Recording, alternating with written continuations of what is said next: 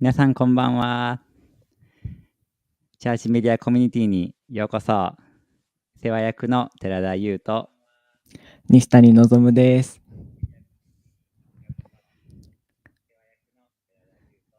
今日はこの2人で CMC のウェビナーをチャーチメディアコミュニティの、ウェビナーを進めさせていただきます。ところで、チャーチメディアコミュニティ CMC って、何ですか？このチャーチメディアコミュニティっていうのは、日本アッセンブリー・オブ・ゴッド教団によって運営している働きなんですけど、福音をさらに日本に伝えていくためにメディアをどうやって伝えていくかをお互いに、分かち合って学ぶコミュニティです。ありがとうございます。ということは、アッセンブリー教団の人しか入れないんでしょうか？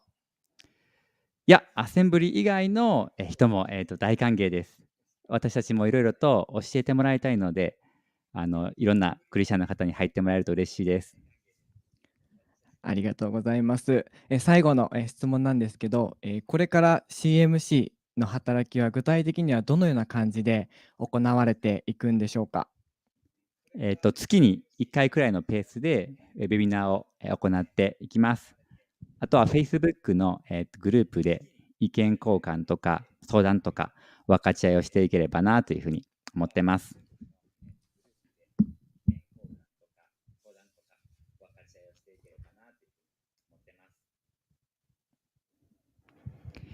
今日はですね、早速最初の、ウェビナーになるんですけども、ライブ配信のセットアップ方法について、学んでいきたいと、思います。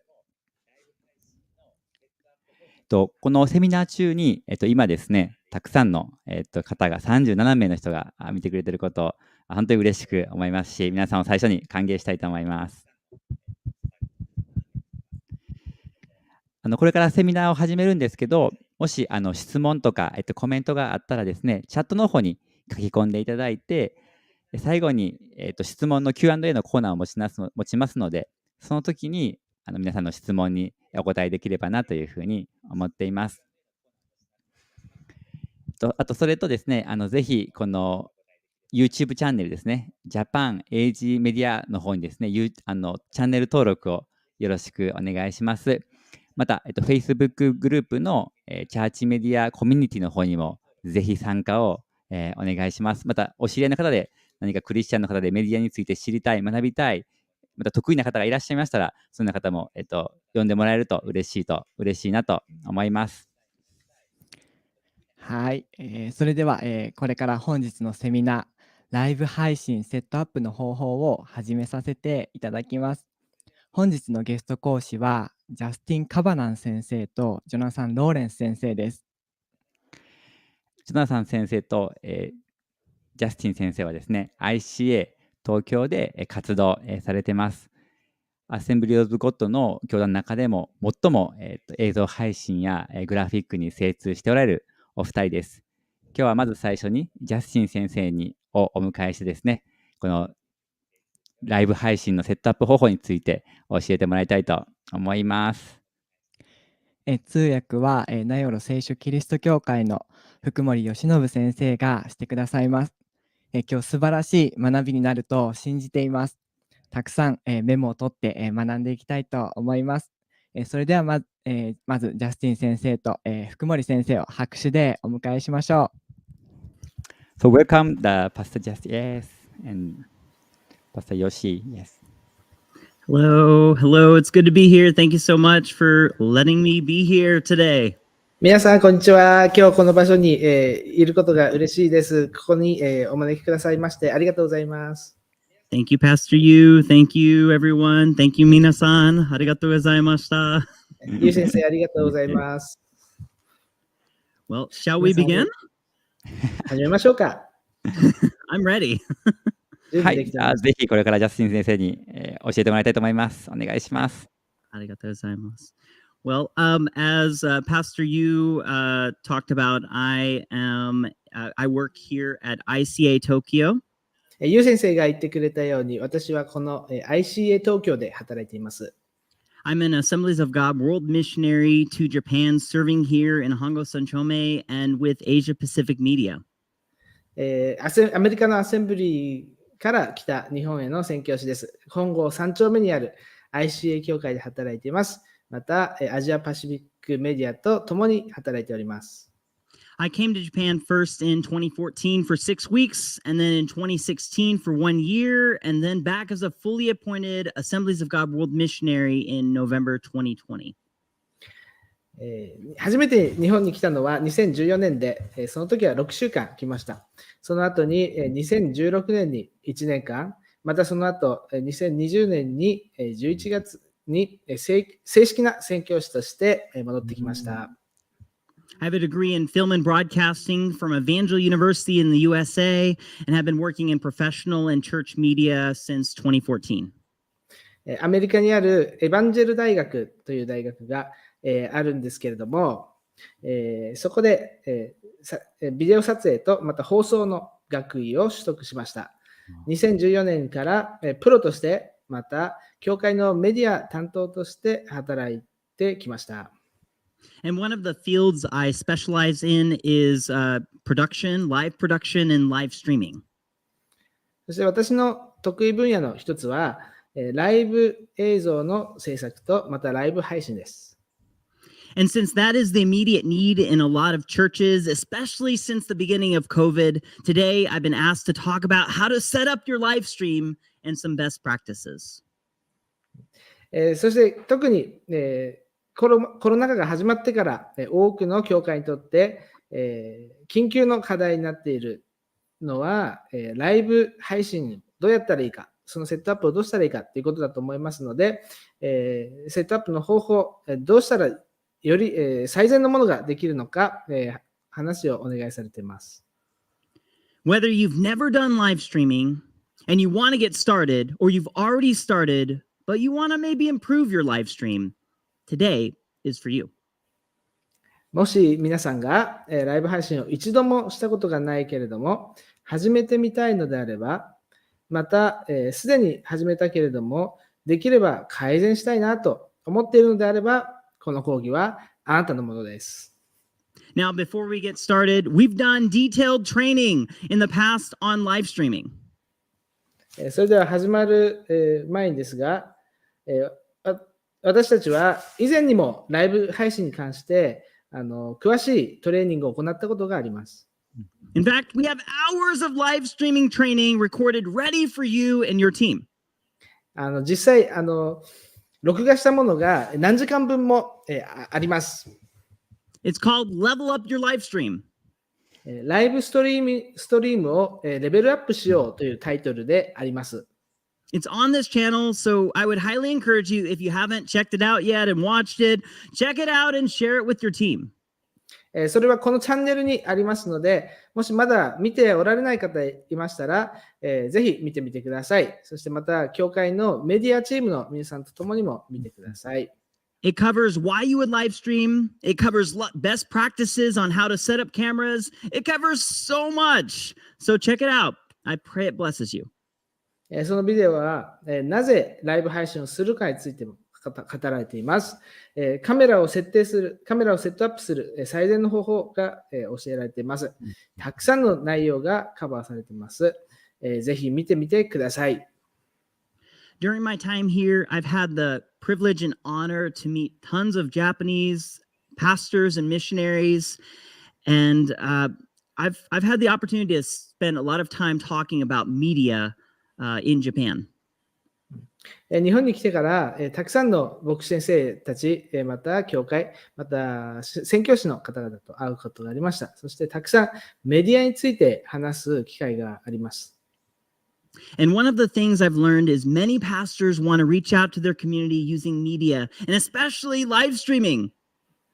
その中で気づいたのは、多くの先生方がこのライブ配信を通して社会の中に福音を伝えたいと願っておられるということです。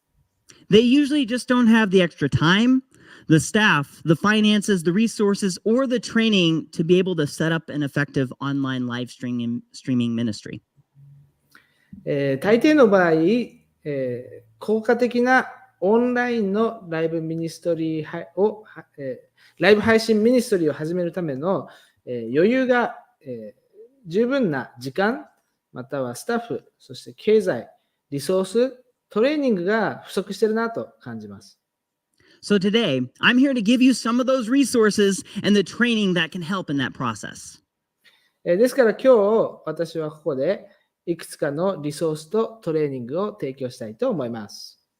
And that's what this channel and the church media community is all about.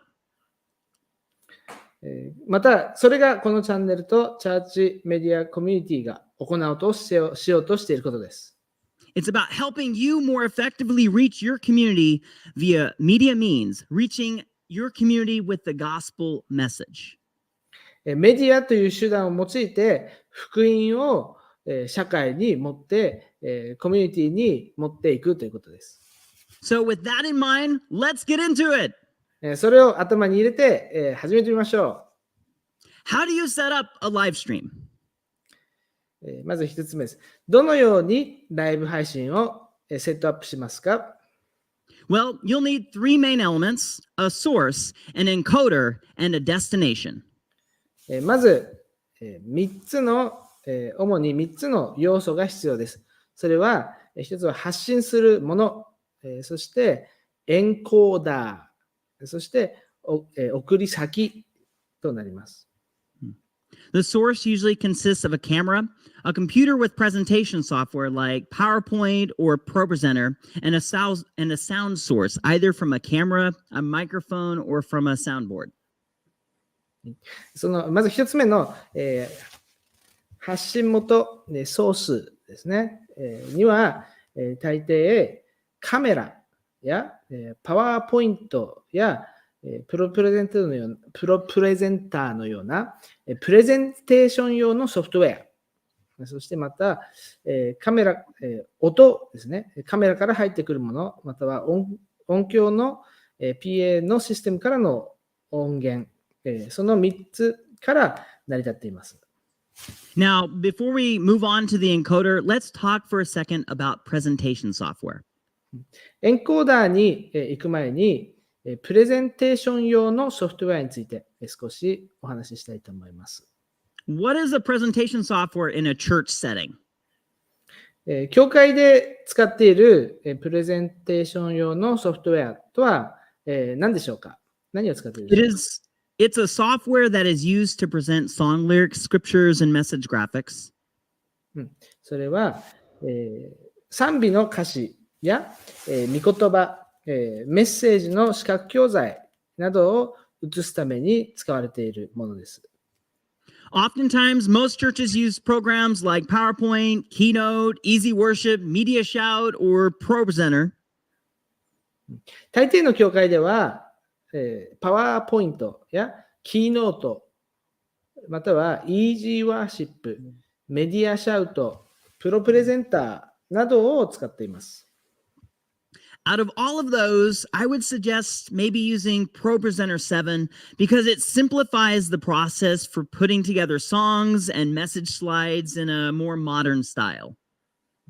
それらの中で私はプロプレゼンター7、7を使うことをお勧めします。なぜなら、賛美の歌詞や説教のスライドをモダン風に、現代風に簡単にまとめて出すことができるからです。It also overlays graphics onto a live stream via its own streaming platform. またこれを使えば、ライブ配信の上に画像などを載せることができます。Now that I've explained that, let's move on. 次行きましょう。The encoder helps combine your sources, your camera, presentation, and audio, and helps stream them to your destination, whether that be to YouTube, Facebook, or to both. エンコーダーというものは、あなたの発信のソースですね。ソースをまとめる機能があります。発信源をまとめるものがあります。それはカメラやプレゼンテーション、そして音、音源などをまとめます。そしてそれを目的先、送り先へ流すことができます。例えば、それは YouTube であったり、Facebook、または両方いっぺんにも送り出すことができます。The Level Up Your Live Streaming training goes into detail on this. So today, I'm not going to go into detail on this. ライブストリームをレベルアップしようのトレーニングですね。前作ったそのトレーニングのビデオで、このことについて深く教えてますので、今日は私はあまり深入りしません。Instead, I'm going to give you my suggestions for a low cost to mid cost setup and some best practices to help you set up an effective live streaming in your church. そこではなくて、皆さんの教会でより効果的にライブ配信ができるセットアップの低価格でできる方法、また中程度の価格でできるもの、そういったものを紹介しようと思います。And as Pastor Yu talked about, at the end of my training time, we'll take some time to answer any questions you might have during this talking time. また、この私の講義が終わった後に、ゆう先生言っておられましたけれども、質問に答える時間があります。And I'll do my best to answer those questions. So if you think of questions related to live streaming, put them in the comments and we'll do our best to answer them. できるだけ皆さんの質問に答えれるようにしますので、ぜひ、そのコメント欄に書いてください。Or if I don't know the answer, I will find it for you. もしですね、今日この場で私が答え分からなかったとしても、それを答えを見つけ出してお答えします。So what are the options? それではですね、いろんな選択肢がありますけれども、どんな選択肢があるでしょうか？ I'm going to give 3 suggestions going from super low cost to low cost to mid cost. 3つの提案をしたいと思います。1つ目は、超低価格、2つ目が低価格、3つ目が中価格帯のものです。Option number 1, using your smartphone or tablet. This is a super low cost starter option. オプション1です。それはスマホやタブレットを使うということです。これは超低コストの初心者が始められるオプションです。All you need is a phone or tablet, a phone tablet tripod, a phone charger, a decent Wi-Fi setup for your church building, and the YouTube or Facebook app. そこで必要なのは、スマホかタブレット、そしてスマホタブレット用の三脚、また充電器、そしてある程度のちゃんとした Wi-Fi が皆さんの教会に備わっていれば、そこから、そしてまた YouTube か Facebook のアプリ、それがそのスマホに入っていればできます。If you have an iPhone or a decent Android phone, this is a really easy way to start. もし皆さんが iPhone やまたそれなりのちゃんとしたスペックの Android を持っていたとしたら、これはとても簡単に始められる方法です。Now, this is not what I would suggest for most churches because there are some disadvantages to this style. この方法は、正直言うと、どの教会にも進んでお勧めしたい方法ではありません。どうしてかというと、やはり短所もあるからです。Sound and video quality are usually quite a bit lower quality. この、画質や音声は大抵音質画質が悪いという問題があります。And depending on how loud your service is, and we know how loud a service can get while people are worshiping God, it's usually really difficult to make it sound good on an iPhone or an Android. このスマホを使ってやるときは、どれほど礼拝の音量があったとしても、それをとても良い音として出すのが非常に難しいですね。Also, control over the content is low. また、流す、放映する、配信する中身をいろいろコントロールできないということがあります。Now, if you have an iPhone, you can use an iPhone to mic auxiliary cable to then connect it to a mic auxiliary to XLR cable to connect to your soundboard. But control over your audio source is still toriki desu ne, but it still can be done. もちろん、例えば、その iPhone のケーブルから、それをマイクケーブルにこうつないで、そしてそのマイクケーブルからさらにつないで、この PA のシステムにつないだとして、こう音を取り出そうと、そのようなとても技術のいる方法を使ったとしても、それでもあまりよく音が取れません。All that being said, it's a cheap startup. それをすべて踏まえていった上で、これのポイントはとても安く始められるということです。While this is not what I would say most churches should do, it may be what you can afford to do right now. So if that's the situation you're in, I want to encourage you to start with this option. この方法は、すべての教会にお勧めしたい方法ではありませんけれども、もし今、皆さんが何かライブストリーミングをライブ配信を始めたいと思っていて、これならある、これだけしかないという場合には始められる方法ですということでお勧めしております。Option number 2, using CamLink 4K. オプション、2番目のオプションです。CamLink 4K というものを使います。The next option is a decently low to mid-cost starter option. この、次のオプション、選択肢は、低価格から、中価格帯の、初心者向けのオプションです。With this option, you'll need a CamLink 4K video capture card, a lower cost camera or camcorder that has an HDMI output, a good tripod with a nice fluid head, a decent computer, and a live streaming presentation software like Open Broadcaster software, vMix, or ProPresenter 7. はい、この選択肢では、で必要なもの、それは一つ目はCamLink 4K ビデオキャプチャーカードというものと、そして、比較的安い、デジタルビデオカメラ、そしてそのデジタルビデオカメラは、HDMI 出力のできる、デジタルビデオカメラ、そして、良い三脚ですね、性能の良い三脚と、ある程度のスペックのある、パソコン、コンピューター、そしてライブ配信用の、プレゼンテーションソフト、例えばオープンブロードキャスターソフトウェアというものとか、vMix とか、プロプレゼンター7などです。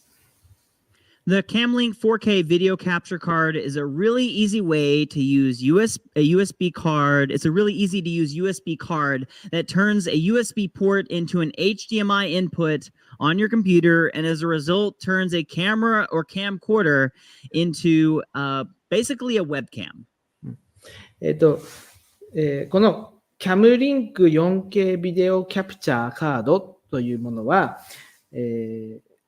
とても簡単に、USB ポートに、HDMI から USB ポートに入力して、そしてその結果として何がなるかというと、このビデオカメラなどがウェブカメラのように、することができる、そういったものです。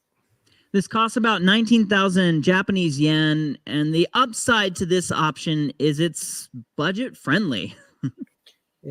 この、機械の価格は1万、だいたい日本円で1万9000円ぐらいで、その長所は、価格が安いということです。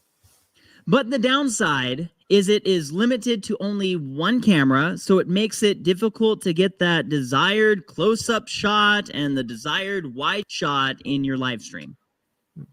しかしこの短所は、この一つの、CamLink 4K ビデオキャプチャーには、一つのカメラしかつなぐことができないので、このビデオをズームで近づけたり、また、引きにしたり、そういうものを変えることが難しいということです。For the camera, there's tons of options. しかし、カメラに関しては、たくさんの、選択肢があります。You can see all of those on our live streaming equipment guide that will be being released within the next couple days on the Facebook group. So join the Facebook group, Church Media Community. そのカメラのオプション、カメラいろんな選択肢あるんですけど、そのオプションに関しては、私たちこれから Facebook グループにそのリストを載せますので、ぜひその Facebook グループに入ってくださいね。でそこに、ストリーミング、ライブ配信機材のガイドを今後載せようと思います。そしてそこで見ることができます。They range anywhere from 50,000 Japanese yen to 200,000 yen, and some of the cheaper options actually work pretty well. だいたい5万円から20万円ぐらいの選択肢をいろんなものを載せようと思います。そして実際、その中でとても良いものもたくさんあります。Now, I know some churches and quite a few churches that really use really cheap cameras, and they work decently well. いくつかの教会では、とても安いカメラを使っていて、そしてまあまあよく働いてるっていう、機能してるってことを見ます。The great thing about them is they're budget friendly. 一番素晴らしいことは、このお財布に優しいということです。But the downside is that they generally produce, again, just like the iPhone, a lower quality video. しかし短所に関して言うと、少し、iPhone の時と同じように、やはり少し、質の悪い、質の低いビデオを出すということです。And you don't usually have much control over what it looks like when it comes to brightness level, color, or contrast, or what it sounds like most of the time either. そしてまた、この画質の明るさ、色合い、コントラスト、また音質などに関してもあまりいろいろコントロールすることができないということがあります。Of course, you can hook your cam link and computer setup with your soundboard. You can connect them and use your soundboard just like with your iPhone. もちろんこれ皆さんのその、教会の PA の設備とつなげて使うこともできます。And that can work really, really well when it comes to audio quality. もしそうすれば、音の音質に関してはとても良くなります。But essentially, you get what you pay for. しかし、結論から言うと、皆さんは、払っただけのものを得るということです。払っただけの質のものが返ってくるということです。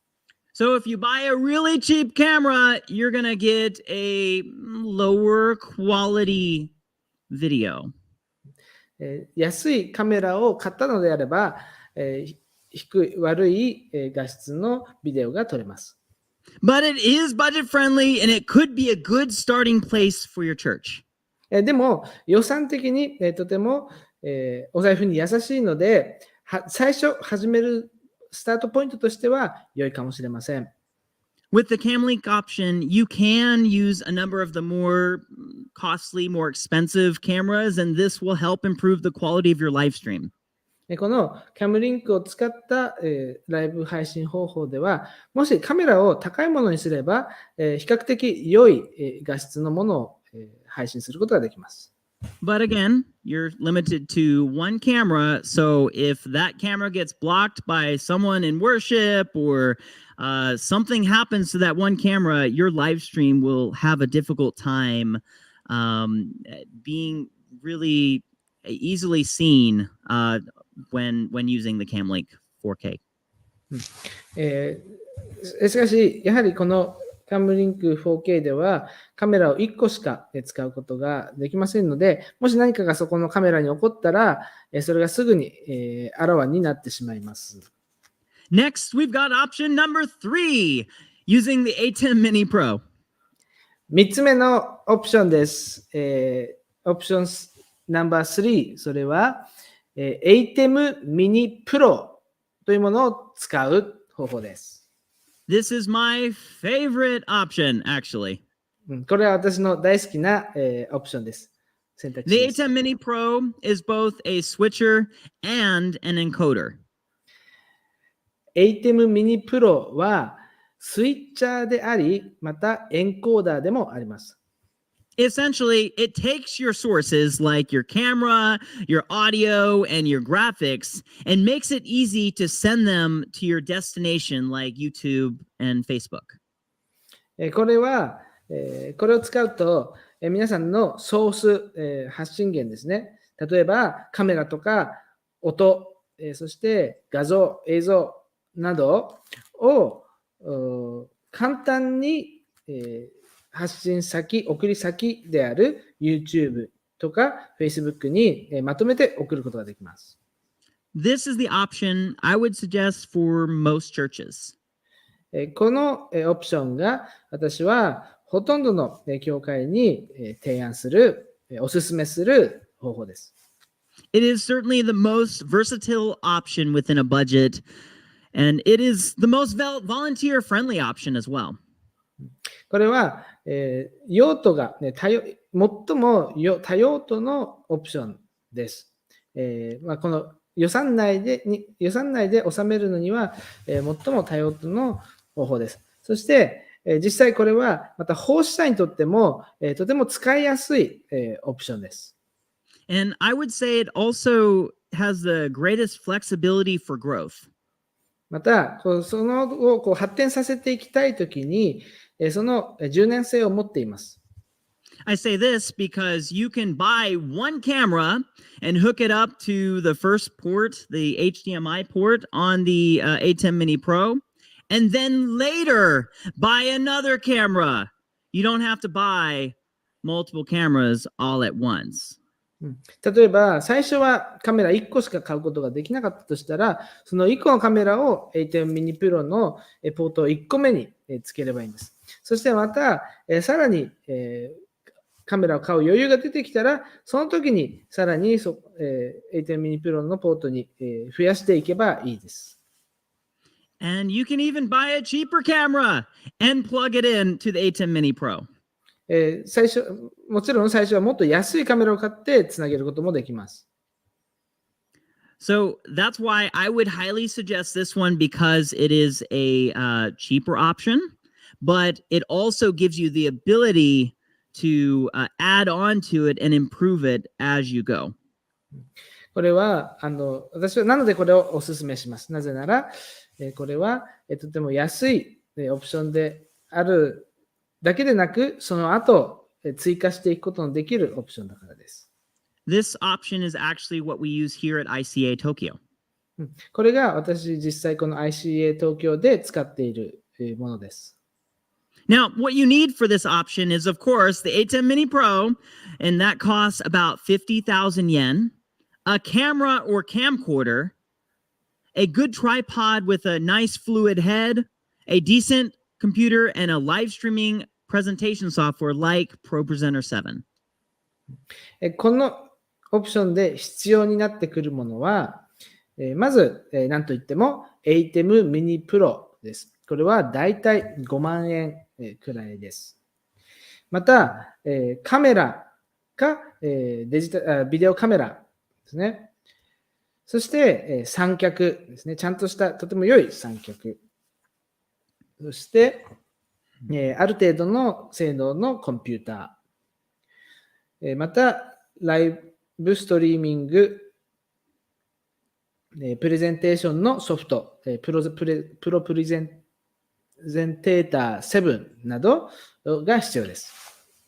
Or you could use the ATEM software control software, streaming software that it comes with.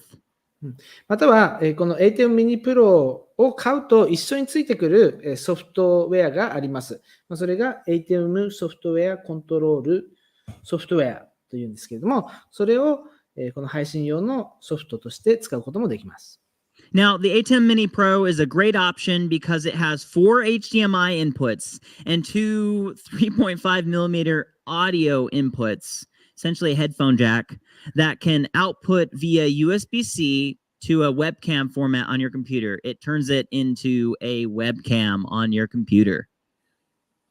はい、そして A10 mini Pro はとても素晴らしいオプションです。なぜなら、ここには4つの HDMI の入力ポートがあるのと、また、イヤホンにつなぐような細い 3.5mm のオーディオインプ入力、また、そして出力としては USB-C タイプの出力がついています。So you can have multiple cameras, a computer, and your soundboard connected to this one device, and you can switch back and forth between the different cameras and even some of the audio sources, multiple audio sources, without using a lot of computer power to do so. なので、これの素晴らしいところは、パソコンのいろんな容量とか、メモリとか、そういう、パソコンに負担をかけずに、たくさんのカメラを切り替えたり、また音も切り替えることができるっていうことですね。It also has an HDMI output for a TV, so you can preview your cameras and presentation before it goes live on the live stream. You can see what's happening before it goes live on YouTube or Facebook or wherever you are streaming to. また、HDMI 出力、モニター用の HDMI 出力もあるので、それがライブ配信する前に、どういうのが出ているかっていうのを確認することができます。And it gives you overlay options for your song lyrics and lower thirds for scriptures. So essentially, your Bible verses on the bottom lower third of your screen. また、これはオーバーレイをすることもできます。オーバーレイっていうのは、層の上に、さらに上に何か重ねるってことなんですけれども、オーバーレイをすることができますので、賛美の歌詞を、映像の上に載せたり、聖書箇所などを、この画面の下3分の1にこう入れたり、そういうことができます。Finally, coupled with an Ethernet internet switch and an USB-C SSD hard drive, you can record your services on this device. また、他のイーサーネットスイッチという機械をつなげて、そして USB-C タイプの SSD ハードドライブをつなげることで、皆さんの礼拝などをそこに、ドライブに保存することもできます。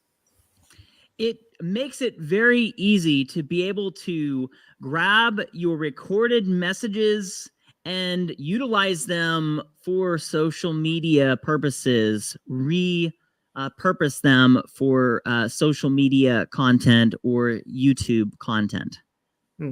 そうすることで、ソーシャルメディアのコンテンツとして、もう一度使うのにとても、使いやすくなります。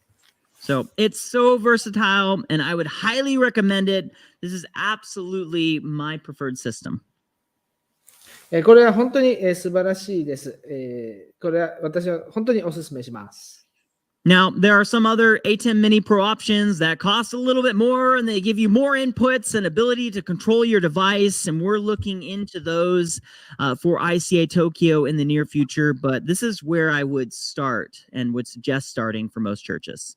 もちろん、もっとお金をかければ、もっとより良いものはできますけれども、で私の教会でもさらに今後、そうしてさらに増やしていきたいなと思ってますけれども、まずはこの A10 mini Pro っていうのが良いスタートポイントではないでしょうか。At ICA Tokyo, we're using the A10 Mini Pro, a Blackmagic Studio 4K camera, which you'll be able to see on the live streaming guide. We're using that with an Olympus lens, and the Blackmagic Studio camera acts as our close-up shot during the message. ICA 東京協会では、A10 mini Pro、そしてブラックマジックスタジオ 4K カメラ、そこにオリンパスのレンズ、そしてブラックマジックスタジオカメラの、カメラを、引きのものとまた、近いものに使っています。We're also currently using another type of camera, a Panasonic GH5 camera, as a secondary wide shot during the message. また、今、別のカメラも使っています。パナソニックの GH5 というものですけれども、それを、2番目のカメラとして使って、ワイドの、映像を撮るのに使っています。This allows us to cut back and forth between a wide shot and a close-up shot and makes it look a lot more professional and gives us a lot more control over what people see. このワイドショットとまた、近いショットが、あることでよりプロフェッショナルに見えます。But usually it's best to have two of the same camera so that way both shots have the same overall look, but it's what we have and what we can afford right now, so that's what we're using. 今は別々の種類のカメラをこのワイドとまた近いのに使ってますけれども、本当は同じ種類のカメラ、同じ、製品のカメラを2つともに使った方が同じに、遠くからも近くからも同じに見えるので、そちらの方がより良いでしょう。ただ今のところ私たちの教会ではそこまで買えないので、あるもので対応しています。So in the future, we'd like to actually buy another Blackmagic camera so that way we can improve how things look and operate. But right now, we're going to do the best with what we have. We're going to use what's in our hand. 将来的には買いたいと思いますけれども、そのブラックマジックのカメラを買いたいと思うんですけれども、今はあるもので対応しようとしています。On our soundboard, we've dedicated an auxiliary headphone jack port to just an aux port to just the live stream. And we currently output an XLR microphone cable to the headphone jack on the A10 Mini Pro. 今、この音に関しては、一つの、AUX、auxiliaryポートをこのライブ配信用のためにもう専用にしています。そしてそこから出力して、マイクケーブルを通して、そしてさらに 3.5 ミリのヘッドホンのサイズのジャックに変換して、そしてA10 mini Pro に入れています。And then we mix that audio throughout the whole service, throughout every single service. そしてそのすべての礼拝全体で礼拝を通してその音を使っています。For our presentation and streaming software, we are currently using ProPresenter 7. プレゼンテーション用にはプレゼンテーションとまたストリーミングのソフトウェアは配信のソフトウェアは今のところプロプレゼンター7を使っています。The A10 Mini Pro turns our camera into a webcam input, and then ProPresenter 7 takes that input and allows us to pick an output like YouTube, Facebook, or a multi-streaming site like StreamYard or Restream.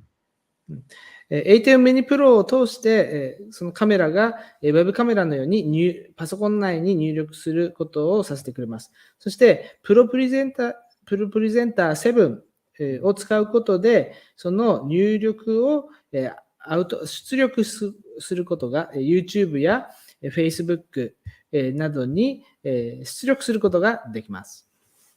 I like ProPresenter setup because it's super easy to use and it actually gives you tons of graphic presets and options for overlaying on your live stream as well as in person.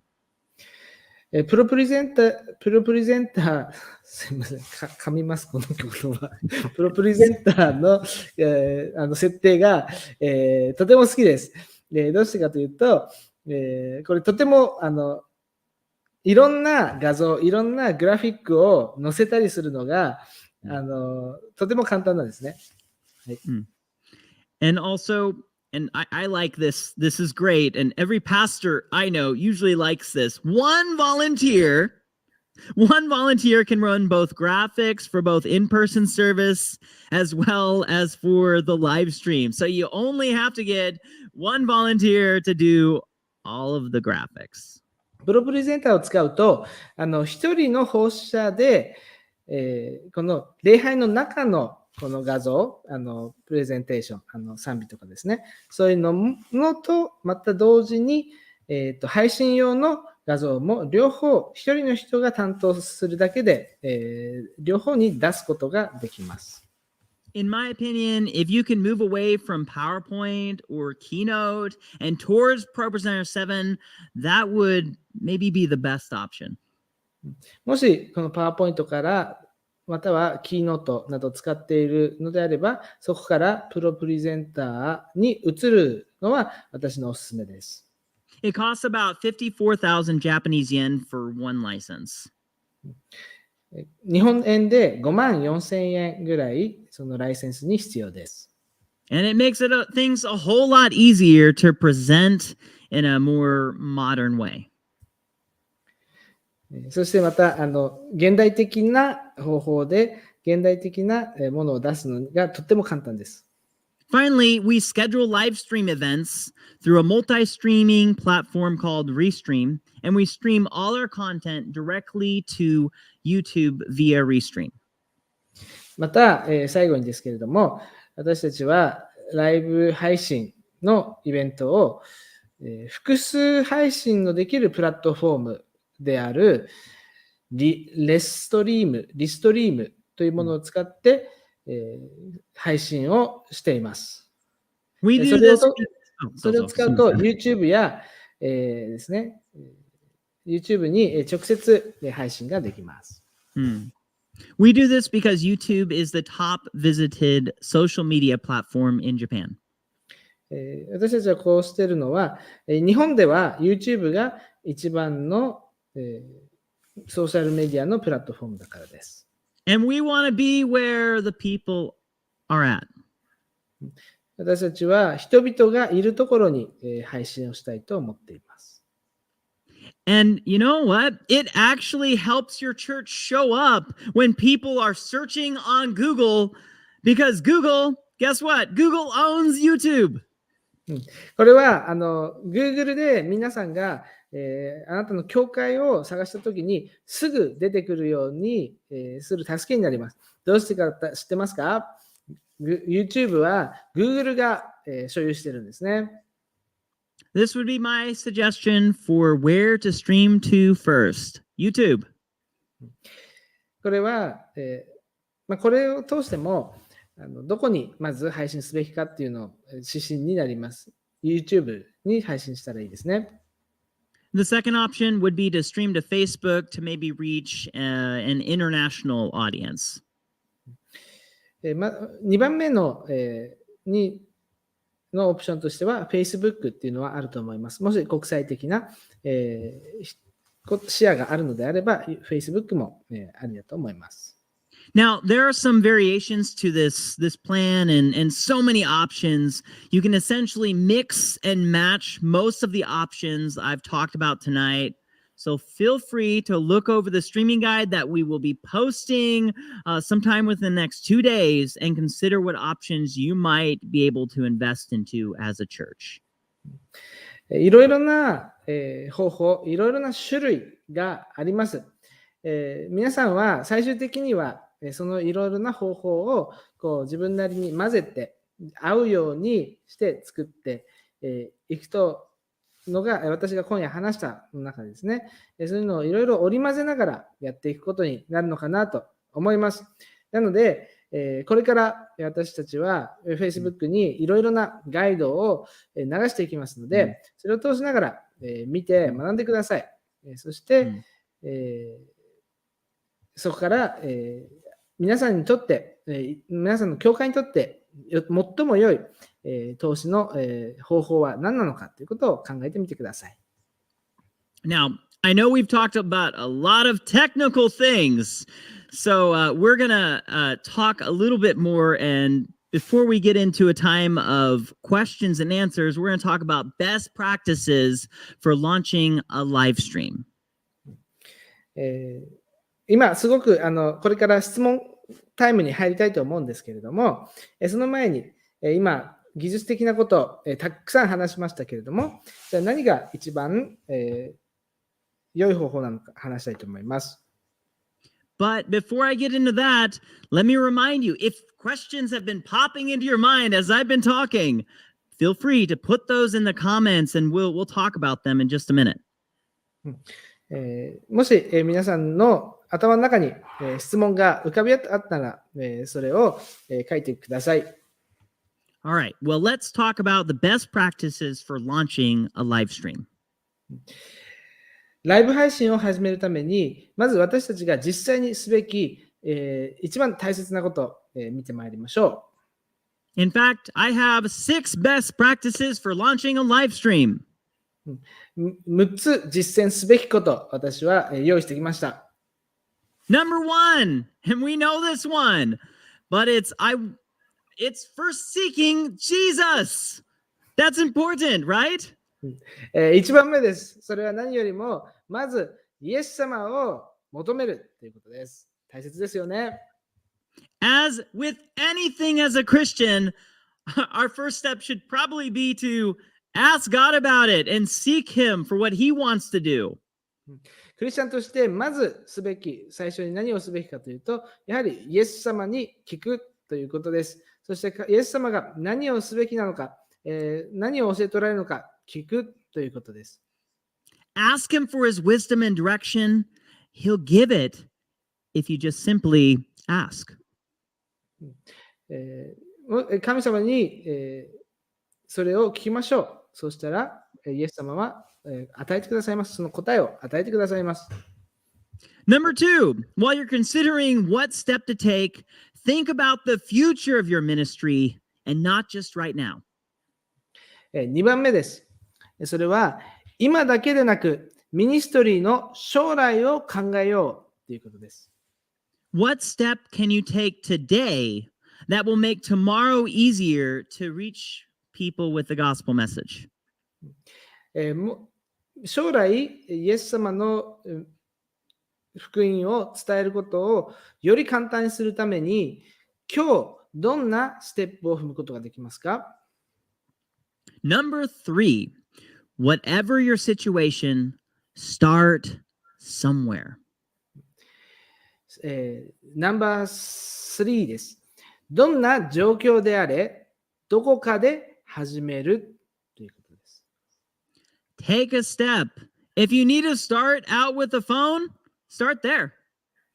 まず一歩を踏み出しましょう。もしそれがスマートフォンを通してから始めるのであれば、そこから始めましょう。Or if you have the funds, the finances to purchase one of the more professional options, take that step and make a purchase. もし皆さんが予算があって、もっとよりプロフェッショナルな、ものを買うことができるのであれば、その、購入をしましょう。Wherever you are on this journey, start somewhere and then take another step later on. And over time, you'll make considerable progress. 皆さんがこの旅、この道のりのどこにいたとしても、どこからか始めましょう。そして、もう一歩進んで、後でさらにこの歩みを進めていきましょう。そうすれば、時間が経った時に皆さんはかなりの前進をしているはずです。Number 4, as much as you can, focus on getting more people involved and training people on how to use your system. 4番目です。ボランティアの募集、奉仕者の募集とトレーニングに力を入れましょう。This ministry will only become sustainable as you give it away to more people and train them on the why first. Why we have this ministry and then the how to use it.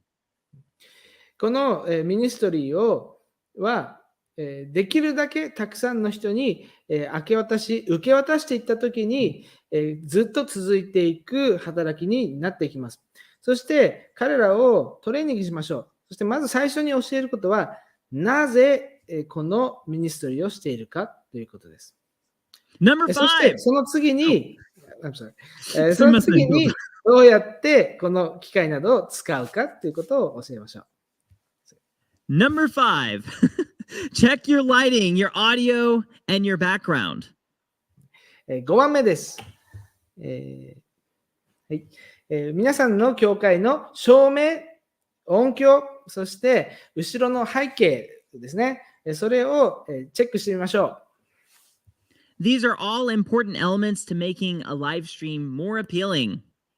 これらは皆さんのライブ配信がより魅力的なものになるために必要です。Decent front lighting, a good audio output from your soundboard, and a decent looking stage area makes for a much easier online experience, just as well as an in-person experience.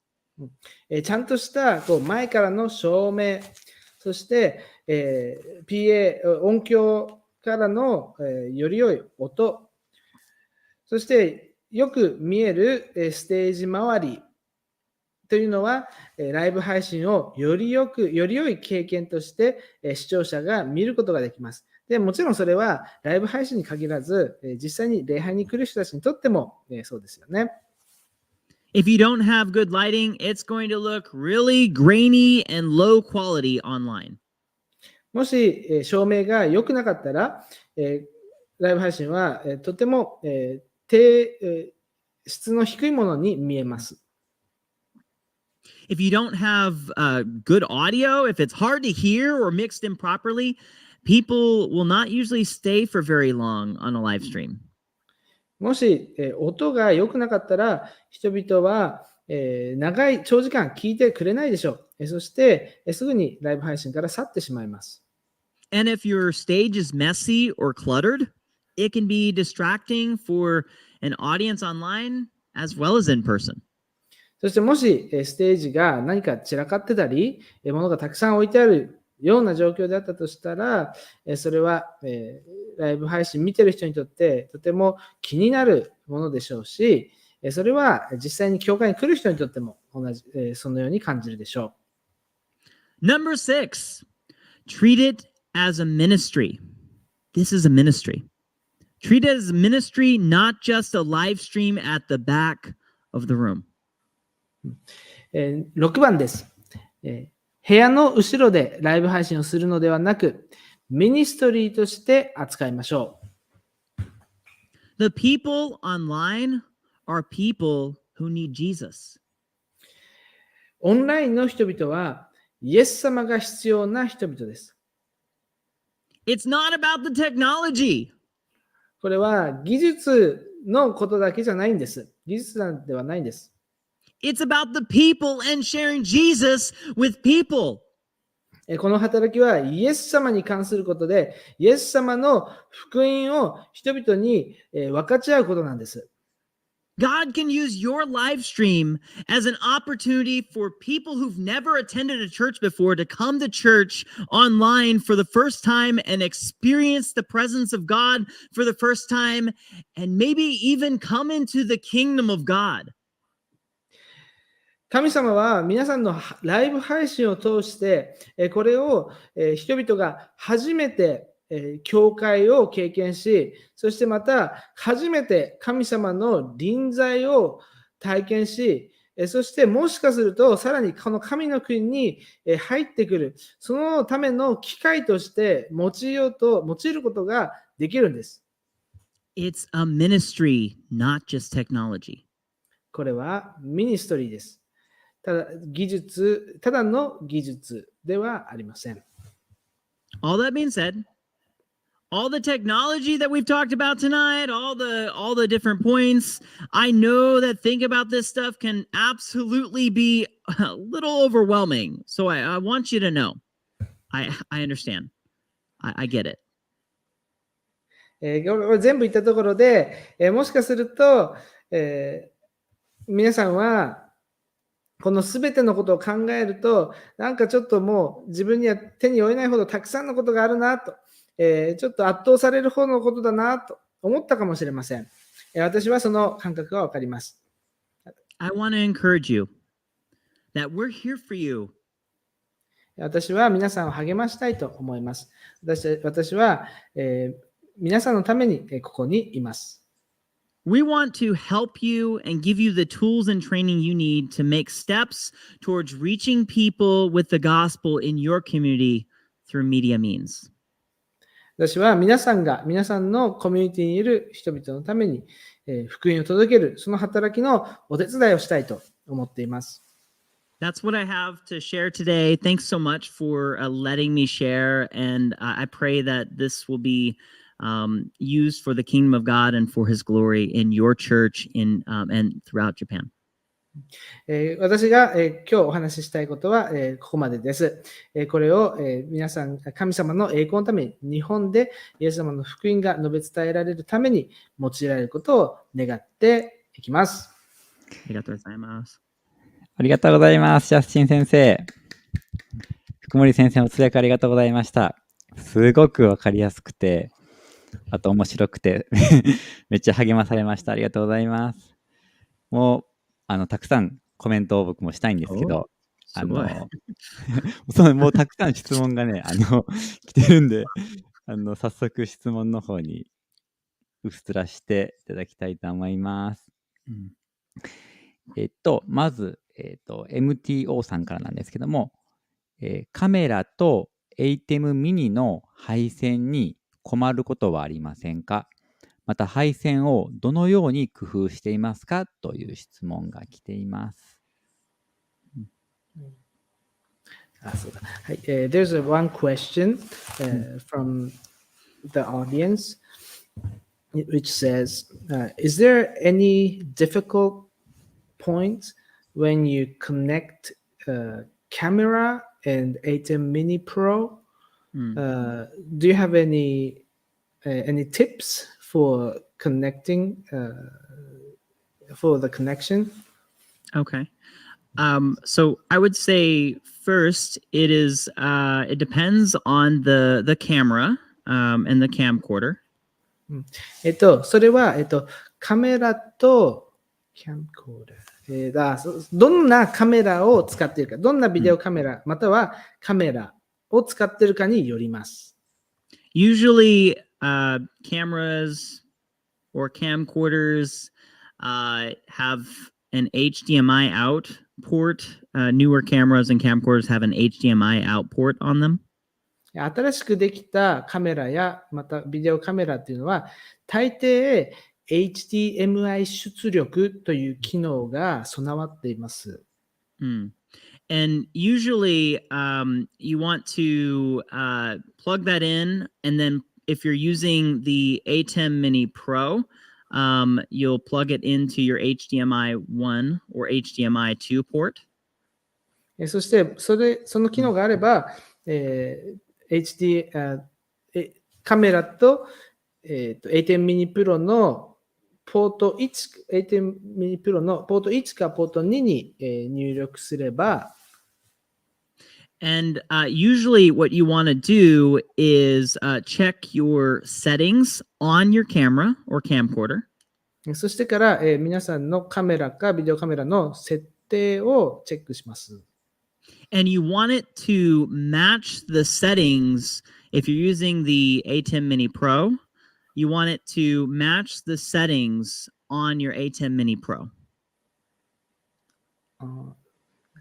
You match the settings? So you want to match your so it's oftentimes so if the camera films in 4K, you don't want to output 4K to the ATEM Mini Pro usually. なので、設定を ATEM Mini Pro に合った設定、カメラの設定を ATEM Mini Pro に合った設定にします。なので、例えば、ATEM Mini Pro に 4K のデータは、あまり、入力することは好ましくないそうです。Yeah, usually you want 1080p 1920 by 1080 outputted from your camera to your ATEM Mini Pro. まあ、大体 1080× 何でしたっけ ?720 でしたっけ ?900。HD ですね。日本で言ったら HD の、HD の 1080p の出力にすることが好ましいです。まあ、それに合わせてあげるってことですね。Otherwise, it will be very difficult and usually doesn't work very well on the A10 Mini Pro, let alone really even the Cam Link. It doesn't. It follows the same principle. そうでないと、この A10 Mini Pro にうまく合わないということが起こってしまいます。Also, I would say if you're talking about specifically the camera, you want to check your color settings and make sure it looks natural. そしてまたカメラの色の設定を確認してみてください。それが自然な色合いになっているかどうかを確認してみてください。And of course, as well, like your brightness settings, make sure it doesn't look really, really too bright or too dark. また明るさを見て、明るすぎたり暗すぎたりしないようにしてみてください。And then the other part would be to definitely check your all your cabling, make sure it's firmly attached to your camera. またケーブルが、配線がちゃんと、くっついているように、してください。刺さっているようにしてください。I'll usually use like cable ties to attach them to attach the HDMI cable to the tripod. ケーブルタイプ。So it's like a Velcro that comes around the cable and then attaches and makes it really easy to attach to the tripod.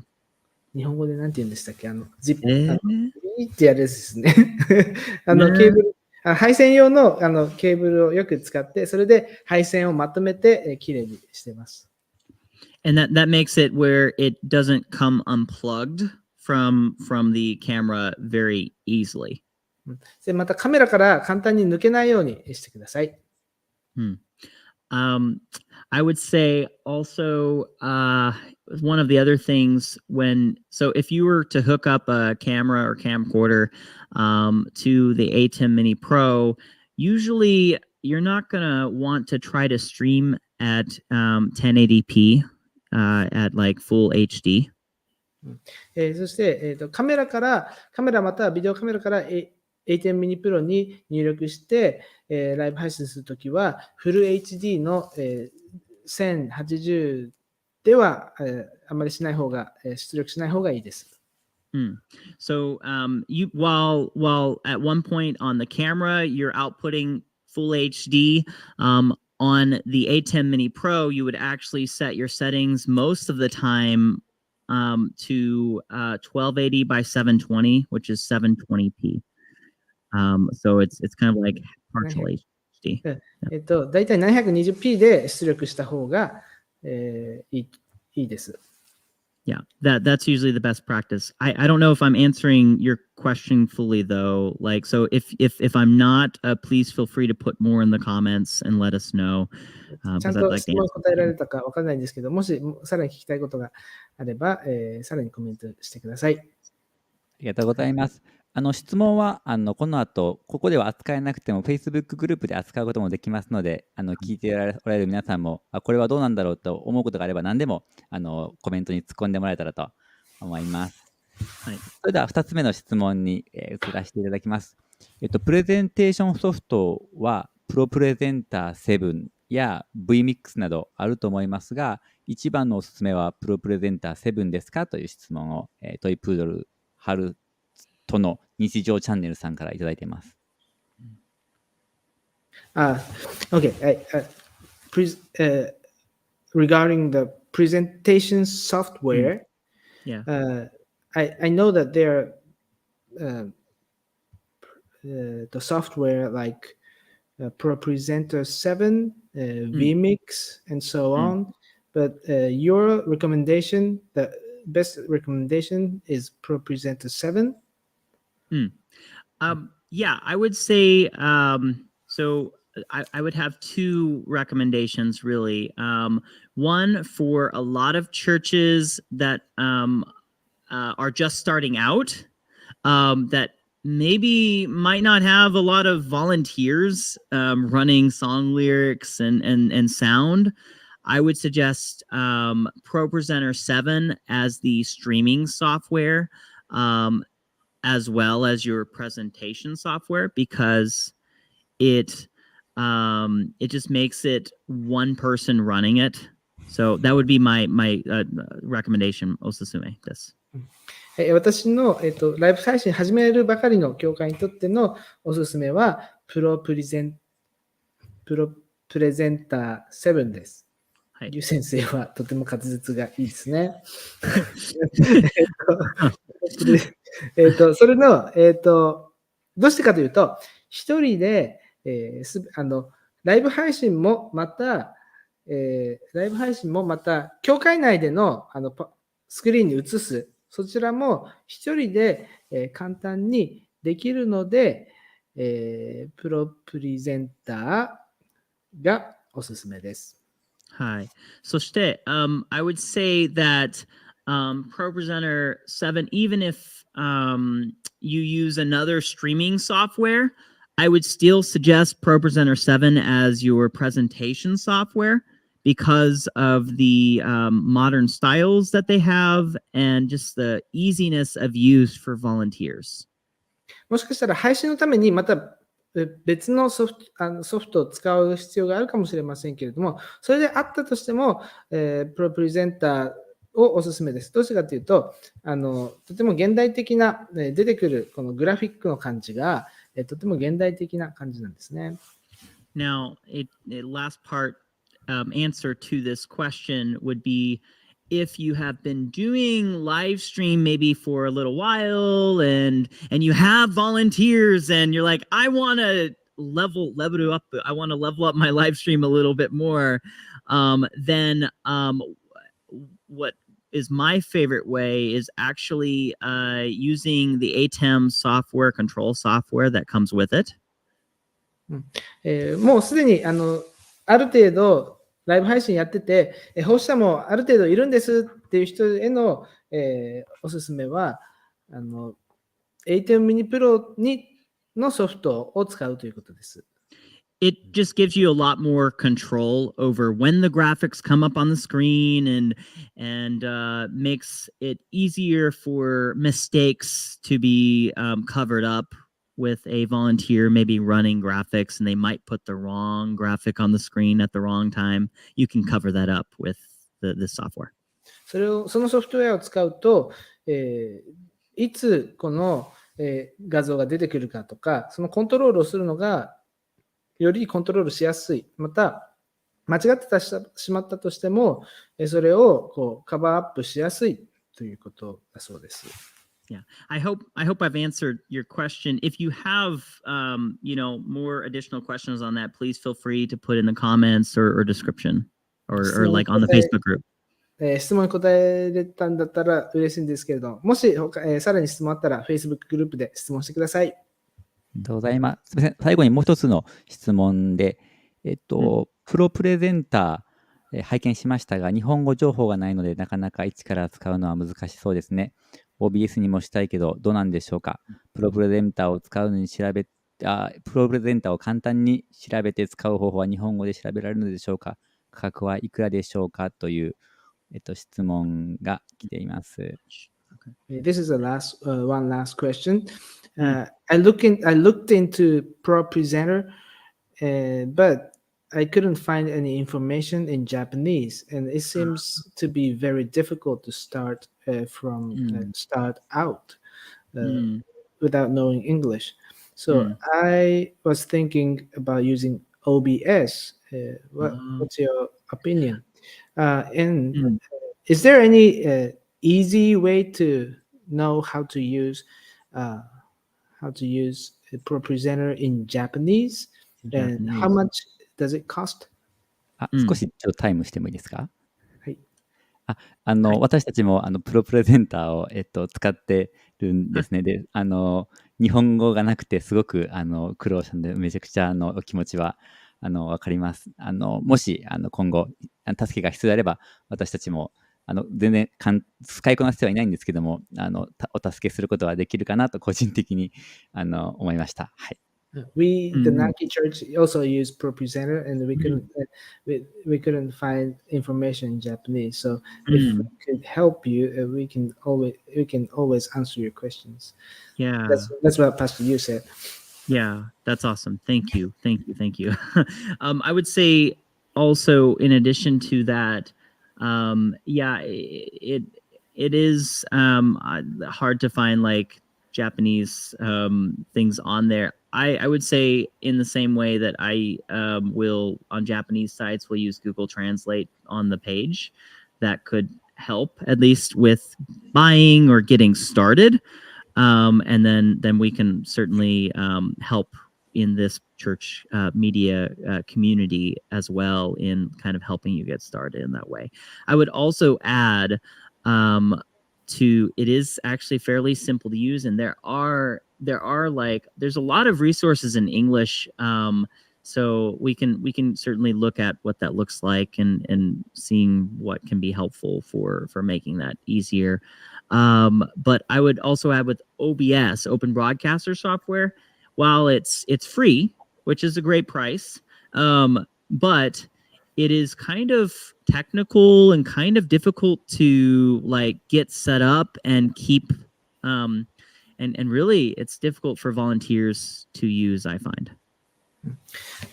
またプロプレゼンターに関してですけれども、そうですね、本当にその通りで、日本語がないので、とても使いづらいと思います。なので、Google 翻訳を使ったり、最低限始めるのためには、そういった方法が使えるのではないかなと思います。また、この Facebook のコミュニティを使って助けをてもらったりなどするっていうことはできるんじゃないでしょうか。また OBS に関してですけれども、まず OBS は無料だっていうのが素晴らしいと思うんですけれども、ただ少しとても技術的に高度な面がありますので、奉仕者、何も知らない奉仕者に教えてやっていくっていうのは少し難しさがあるかもしれません。Yeah. And I'll add one more thing. I know we're kind of running out of time actually on that, but I would add one more thing to that is that doesn't mean that OBS can't be used. I honestly been in many different churches, and I've been in one where we started with a phone and then realized that a lot of people were joining online with a phone. So we're like, hey, how can we improve this a little bit more? We got an iPad. And we then did an iPad, and then we got a camcorder, and then we hooked that up to OBS. And so it might be it might be a starting place. I'm just kind of cautioning, saying that it's kind of difficult and a little bit the interface is just difficult to set up and use and really keep volunteers being able to use it easily.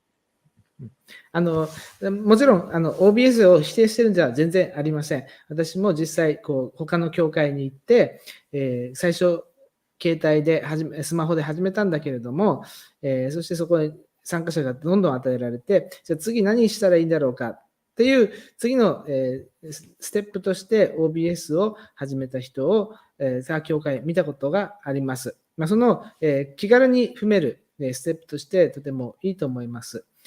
ただ、その初心者の奉仕者向けとしては、この出てきた画面のインターフェース、最初の開いたインターフェースも少し分かりづらいですし、その辺はちょっとハードルは高いものはあります。はい。I hope that helps answer your question, and of course, please feel free to add it in the Facebook group or in the comments, and we'll talk further about this.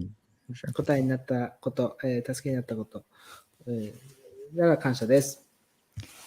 りがとうございます。また、今質問出ましたけども、他にも質問があったら、皆さんぜひ Facebook グループの方で質問をしていただければと思います。そしたらここで、ですね、ジョナサン先生をちょっとお迎えして、少しだけ、また別の視点から、このライブストリームについて、短くですけども、お話を聞きたいと思います。それでは、ジョナサン先生、加わっていただけますか？よろしくお願いします。So, Pastor Jonathan? Yes. はい。Yeah. こんばんは、皆さん。And this has been some great teaching tonight already so far. 今晩、とても良い学びになってますね。And I won't take too much time, but I thought it might be good to just comment a little bit about just from the perspective of a pastor. I know we have maybe some pastors listening tonight. 一つ牧師の視点から、コメントしたいと思います。今夜も牧師先生で見ておられる先生方おられると思います。I think Justin talked about starting where you're at, and I think that's such an important key for all of us to remember. ジャスティンが、先生が言ってくれたことで、今いる場所から始めるということを言ってくれたと思います。そしてそれは私たち一人一人にとってとても大切だと思います。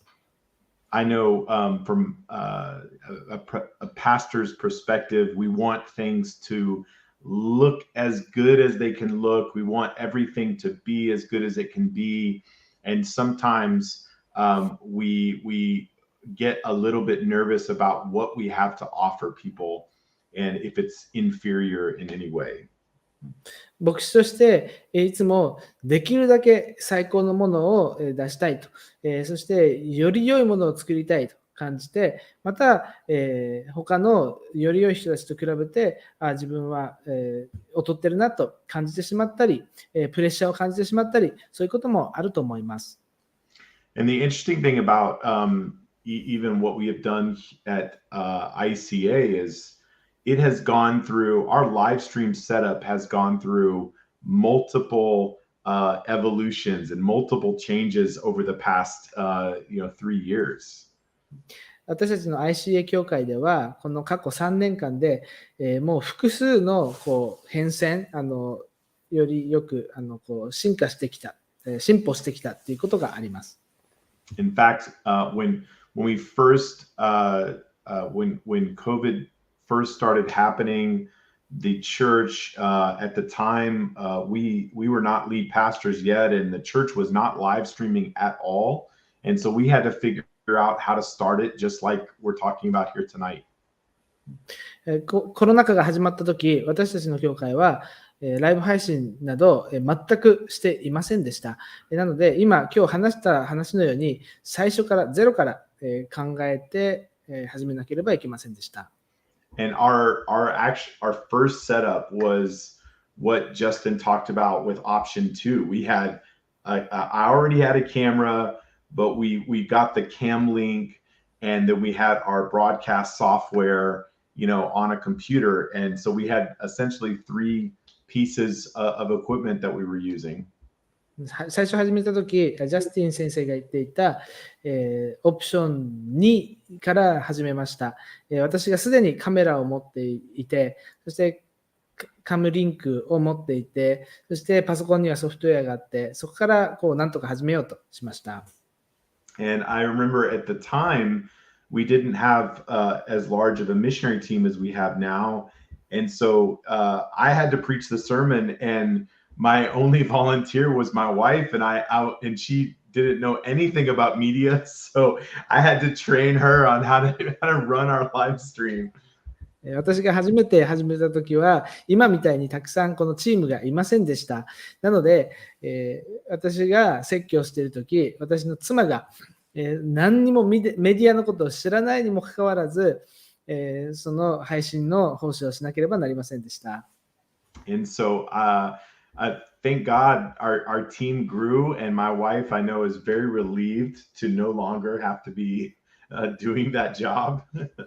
私たちのこのメディアチームが成長して大きくなったことを神様に感謝します。私の妻がもうそれをやらなくて、やる必要がなくなりました。I think it's just, it's starting where you're at and doing what you can do as excellently as you can. And then when you have the ability to grow and take and add things to it, then you do it. ですから、やはり私たちが今いるところから始め、また必要に応じてそれを大きくさせ、成長させ、加えていって、そしていくということが重要かなと思います。And so what's interesting now is that our live stream setup has gotten more complex, and we regularly have, probably every Sunday, we have someone that is a visitor to our church that started on our live stream. 今このライブ配信はとても成長してきましたけれども、今教会では来る新しい人が必ず来ます。そして大抵そういった方々はこのライブ配信を見て、最初初めて見てくるという方がいます。But what's interesting is that those and that's a big win for a church to have someone new come in. But what's interesting is that didn't start when our live stream setup got more complex and more expensive. It actually started when things were still very simple and we were on some of the lower level versions of our stream setup. この新しい人がやってくるということは非常に教会にとっても勝利のある素晴らしいことですけれども、それは今のようにいろんな機材が増えたから来始めたというわけではありません。まだ私たちがこのライブ配信ミニストリーがまだ小さく単純な時からもうすでにそういった人たちが導かれ始めました。And so I want to encourage you to just have faith that God could actually grow your ministry and grow your church through this avenue, and it can happen even when you're starting on a basic level. ですから皆さんを励ましたいと思います。神様がこの道のりで皆さんを祝福し成長させ前へ進ませてくださることを励ましたいと思います。So I would start where you're at, and one of the things that I think about from a pastoral perspective is I want to get obstacles out of the way of people getting the gospel into their ears. Does that make sense? 私は牧師として感じることは、福音を人々が知る上でその邪魔になっているものを取り除きたいという思いが牧師としてあります。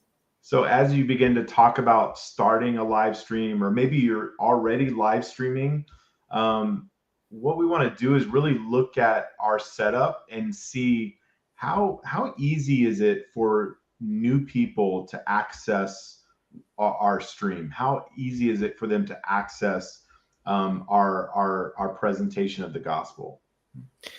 このライブストリーミングを見るときに私はいつも思うんです。どうやったら新しい人がもっと簡単にこの福音にアクセスできるだろうかということを考えます。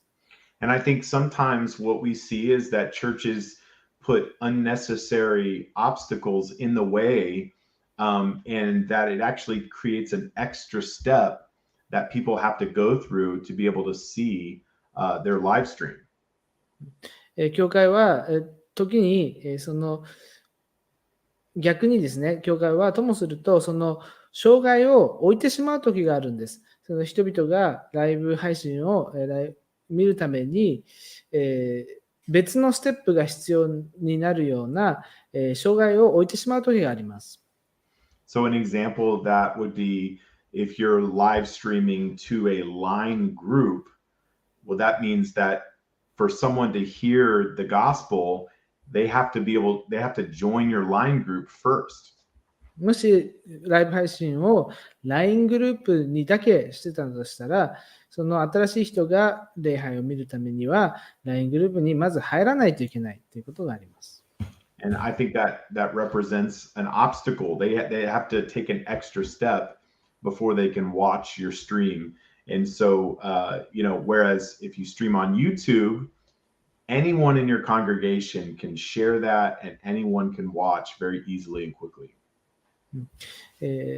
だからそれが、この障害を作ってしまうということです。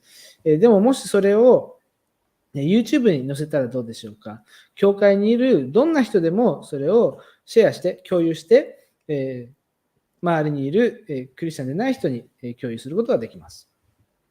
Also, I know that one of the tension points for churches and for pastors is trying to figure out how to build a team. もう一つの重要なポイントがチームを作るということです。Trying to find the right people. We all want the right people.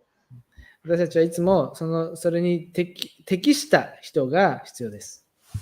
And I know it's a challenge, and a lot of times we find ourselves waiting to start something new because we're looking for people with experience. 私たちはともすると、経験のある人を待ってしまう時があります。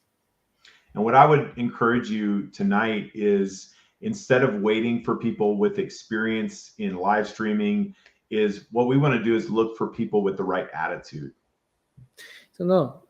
経験のある人を待つのではなくて、良い態度を持った人、正しい態度を持った人を探しましょう。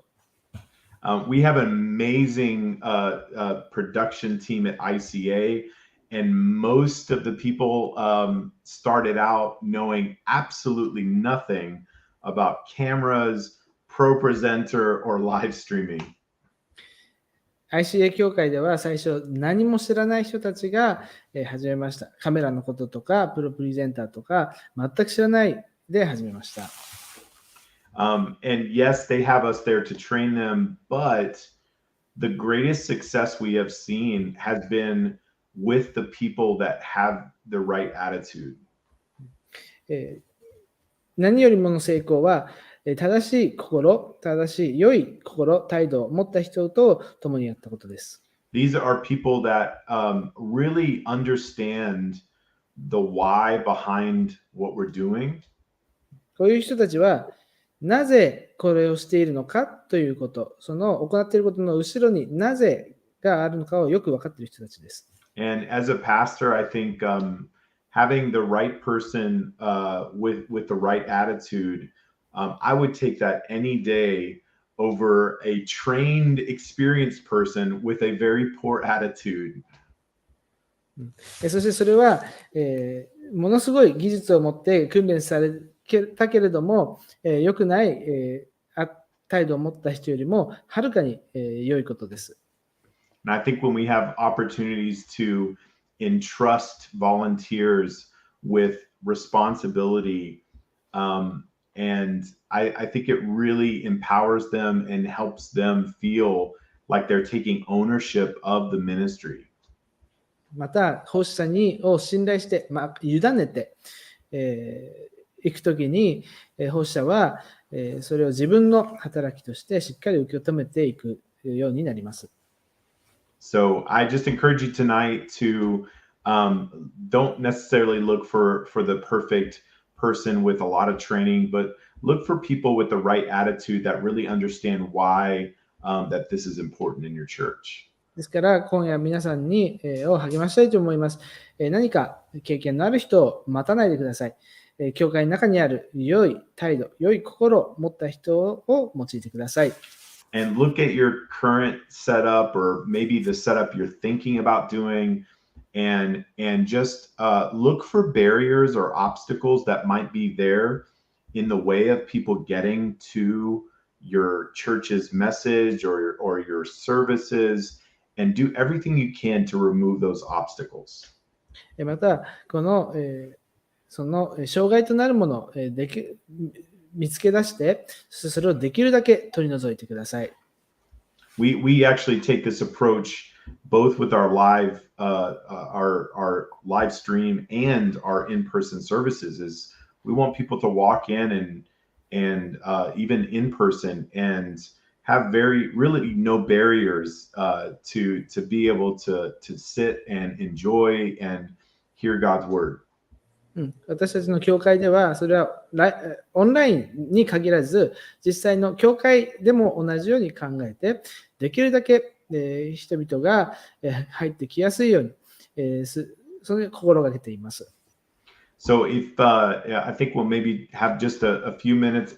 If you have questions about this as a pastor or concerns about live streaming or about training volunteers or finding volunteers, I'm happy to speak to those things. And we just want to encourage you guys tonight to start where you're at and to grow as God enables you to do it. なので、もし牧師先生の中でこれを始めたいと思っているけれども、奉仕者を見つけたり、そのような中で悩みが、また心配などがある先生がおられましたら、気軽にご相談ください。私も相談に乗りたいと思います。ありがとうございます、ジョナサン先生。ありがとうございます。本当にこの牧師先生の視点からすごく語ってくださって、ボランティアのチームを集めるときにやっぱり経験がある人が欲しいなって思ってしまうことがこの人大丈夫かなっていうふうに心配になってしまうこともあったりもしますけど、でも良い態度の人を見つけるということであったり、また少し自分もこれが心に痛いなってものが、本当に多くの人が福音を見るために邪魔なものを取り除くことが必要だっていうことで、何か自分がメッセージを語るときにそれが YouTube に出されると、自分のこのメッセージの下手くそさがバレちゃうんじゃないかとかなんかそんなことばっかり考えちゃったりすることがあったりするので、なんかすごくジョナサン先生の多くの人に福音を本当にシンプルに届けたい、初めての人に届けたいっていう気持ちにすごく教えられたなというふうに思います。また皆さんぜひコメントがありましたら、またいろいろ思うことがありましたら、ぜひFacebook グループの方に質問くだされば、そこでジョナサン先生やまた私たちが答えることができるかなというふうに思います。はい。今日はですね、皆さん少し駆け足だったんですけども、このようにしてセミナーに参加してくださってありがとうございます。この今日の、データというのは、そのままジャパン AG メディアの方に残されますので、また後で見返していただいたりとか、この人にちょっとこれ分かち合おう、シェアしようということがありましたら、ぜひ用いていただければなというふうに思います。改めて、今日は私たちと一緒に時間を過ごして、またライブ配信を通してコメントやご意見を分かち合ってくださりありがとうございました。ぜひジャパン AG メディア YouTube チャンネルの登録とチャーチメディアコミュニティへの参加をよろしくお願いします。次回の CMC のウェビナーは5月30日に予定しています。トピックは視聴者を弟子へと導くです。これは多くの教会が、ライブ配信を行っている教会が持っている次の課題かなというふうに思います。ライブ配信や SNS での発信を通してどのように人々と関わり、また弟子へと導いていくのか、このことをフィリピンよりパトリック先生が語ってくださいます。それでは皆さん、今日はありがとうございました。また来月5月30日にお会いしましょう。それではおやすみなさい。